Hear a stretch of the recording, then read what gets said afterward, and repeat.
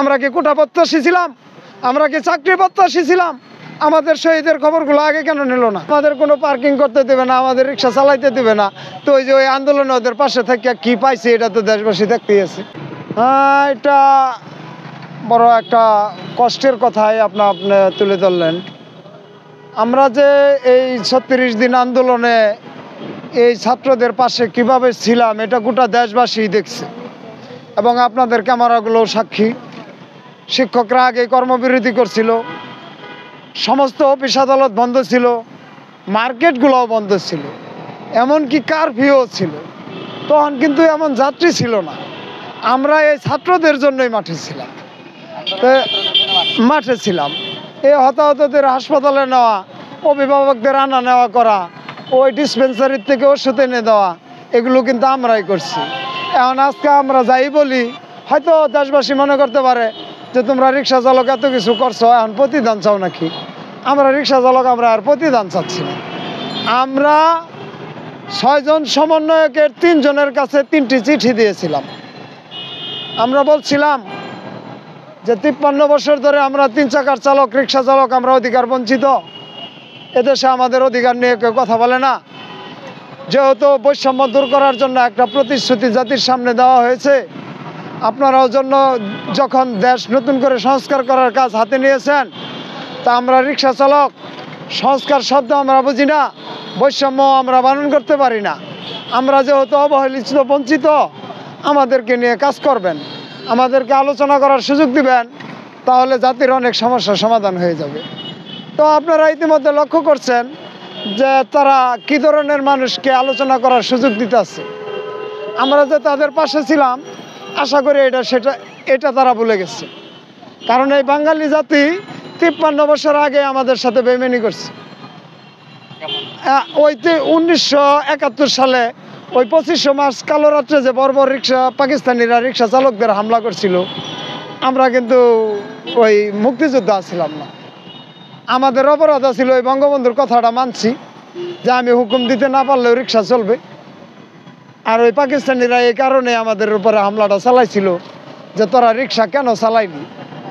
আর এইবারও আমাদেরকে ওই যে দেয়ালে দেয়ালে উঠাই দিচ্ছে। বাস্তবে কিন্তু বাদ দেওয়ার পায় তারা অলরেডি তৈরি হয়ে গেছে।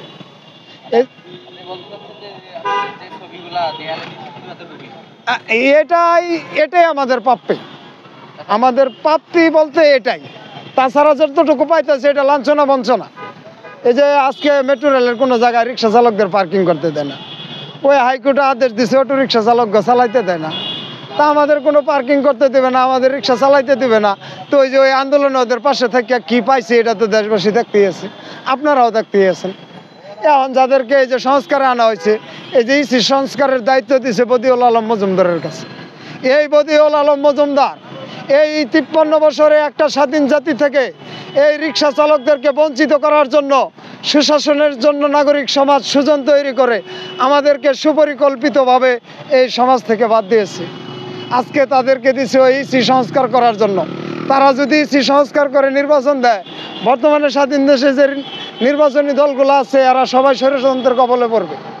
তার কারণ হলো এরা হলো পুরানো বেতাত্তা। এরা 53 বছর এই দেশে একটা জাতিকে কিভাবে ঠকাইতে হয় তারা সুন্দর পরিকল্পনা জানে।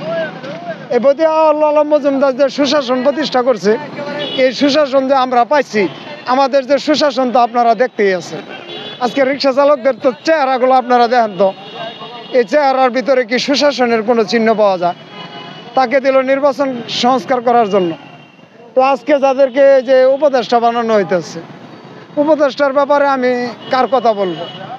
পুরানো যাদেরকে বানাইতেছে তারা সেই পুরানো প্রক্রিয়াটাই অবলম্বন করতেছে, আর নতুন যাদেরকে বানাইছে তারা যে কথা কইতেছে এই কথা নিয়ে ওদের মধ্যে কনফিউজ তৈরি হইতেছে যে আমাদের কথা কোন জায়গায় বলবে। ওই যে সার্জিস আলম সাহেব বরিশাল গেছে, ওই নিহত একজনের বাসায় যায় বাচ্চা কোলে করে নিয়ে ঘুরতেছে। রিক্সা চালক 12 জন আহত হয়েছে, একজনের দায়িত্ব তারেক জিয়া নিছে, আর 11 জনের খবর কি তারা নিছে? আমরা কি কোটা প্রত্যাশী ছিলাম? আমরা কি চাকরি প্রত্যাশী ছিলাম? আমাদের শহীদের খবরগুলো আগে কেন নিল না? ঢাকা শহরে 235-37 জন চালক আহত হয়েছে, একজন চালকের খবর কি ওই সমন্বয়কেরা নিছে? যদি একটা ভিডিও ফুটেজ দেখাইতে পারেন, এই জাতির কাছে আমি চিরদিনের জন্য আপনাদের সামনে আসবো না।